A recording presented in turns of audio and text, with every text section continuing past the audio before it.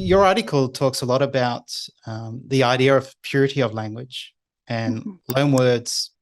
Some people believe, some Japanese believe that loanwords are threatening the country of kotodama, or this idea of kotodama. So I think that presents an interesting debate. And it got me thinking, if Japanese don't use loanwords, what are they to use? Do they just make up words to represent these loanwords or concepts? So yes, as you said, at the early time of the modernization, the Japanese tended to translate the Western words into a loan translation. And those who would like to use more of the pure form of Japanese or criticize the use of Western loanwords tend to argue that we should use the technique of loan translation more than direct translation.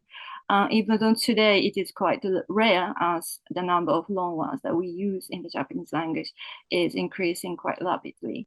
So yeah, today we often hear this idea of kotodama in the context of the use of loanwords. So once the word phase has finished, we continue to talk about the kotodama, even though the context has slightly changed. And now people associate this term not so much with the political identity, but more with the cultural and linguistic identity. And when we talk about, for example, the use of loanwords and increasing number of English words, for example, used in the Japanese language, some people think it is against the concept of kotodama. So people argue that we should use the loan translation, and we should kind of learn from the examples from the late 19th century time, that when we used a lot of loan translation. So that is the some of the arguments that they use still today regarding the use of the Western words. All right, so it's this clear, obviously there's a clear difference between loan translation and direct translation, and loan translation seeks to keep the purity or maintain the purity of the language, where I guess direct translation's acknowledging, yeah, we're accepting a foreign word.